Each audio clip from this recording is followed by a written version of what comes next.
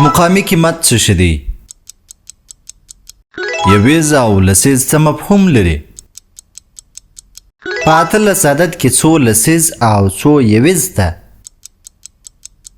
السلام علیکم. د هر کور مکتب ګرانو زده کوونکو ستړي مسئ.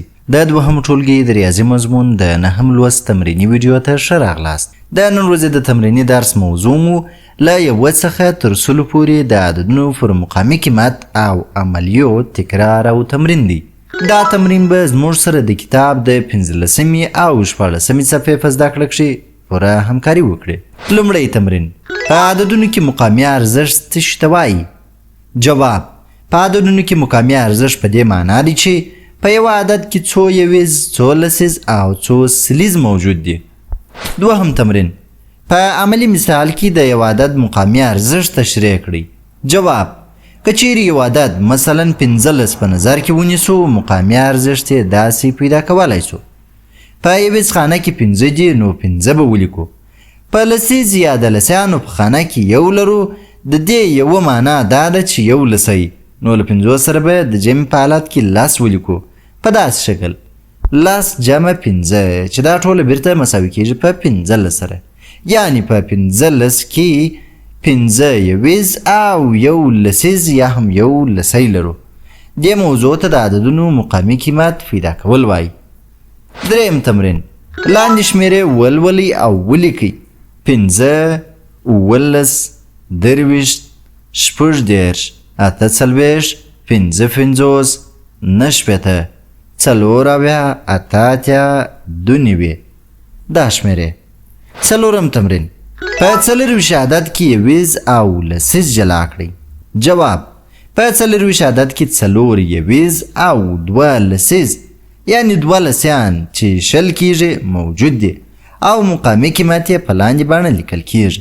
داسې 4 یویز او 2 لسیز یا هم یو شلی، نو ټول مساوي کېږي په 24 سره. پنځم تمرین: مقامي قیمت ته په کتلو سره ووایاست چې کوم عدد لوی دی. د لوی، کوچني او یا هم مساوي نښه یې په منځ کې وکاروئ. لومړی 25 او 250 90 او 98 40 او 46 30 او 30. جواب: اول د 25 مقامي قیمت لږ او د 250 مقامي قیمت ډیر دی، ځکه چې د 250 عدد لسیان 15 دي او د 25 عدد لسیان 2 دي، نو یې داسې لیکو: 25 کوچنی دی تر 250. دوهم جواب: 90 کوچنی دی تر 98. دریم جواب: 40 لوی دی تر 46. څلورم جواب: 30 مساوي دی له 30 سره. شپږم تمرین: د لاندې عددونو لپاره د مقامي قیمت پر بنسټ عدد جوړ کړئ. 3 یویز او 6 لسیز. جواب: 6 لسیان او 3 یویز 3 کېږي. دوهم 15 لسیز او 0 یویز. جواب: 15 لسیز او 0 یویز 50 کېږي. دریم 9 لسیز او 2 یویز. جواب: 9 لسیز یعنی 9 لسیان او 2 یویز یا هم 2 افغانۍ 2 نیوي کېږي. څلورم 1 لسیز او 8 یویز، یعنی 1 لسی او 8 افغانۍ 18 کېږي. اووم تمرین: لاندې عددونه تجزیه کړئ. مثال 40 داسې تجزیه کېږي چې 9 جمع 40.